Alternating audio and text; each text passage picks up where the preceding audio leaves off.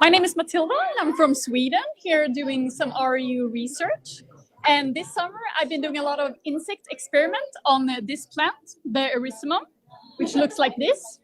And I've been doing that because this plant produces some toxic compounds that are shown here. That's called cardiac glycosides.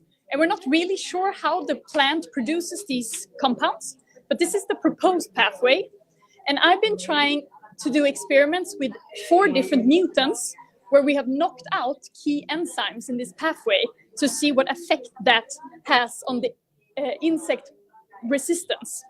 So I've been doing this in both laboratory and fieldwork, and the results show that the fieldwork differs from the laboratory work. And in the field, we can see no differences in insect preferences between the different mutants. So it's basically even insect composition of all of them.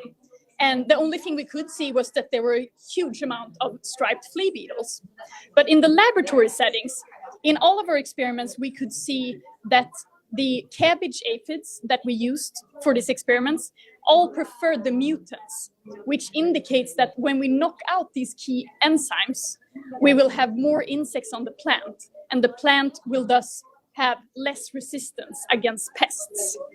And we also tried to compare them against each other, and we could see that especially knocking out this enzyme, where we block the entire pathway and only end up here and have no toxins, that creates less resistance, and also blocking here, where we get a different version of this one, also creates less resistance. And that was a summary of my work this summer. Any questions? Yeah, that was great. First of all, which do you like more, the field or the lab?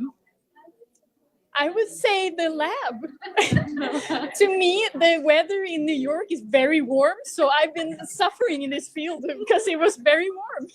But yeah, the laboratory was really nice. Okay. Yeah. We have had a pretty warm summer. Yeah. So were there any cabbage aphids present in the field that could be explaining why you don't see as much of a difference in the field as in the laboratory? There were very few aphids. The amount of striped flea beetles I've found were over 7,500. And the second most common insect was leafhopper, and I found 80 in total over 7 weeks. So I don't know why there are so many striped flea beetles. That's something to look into. That's a big difference. Yeah. Well, thank you so much. This is very interesting work. Thank you for sharing. Thank you.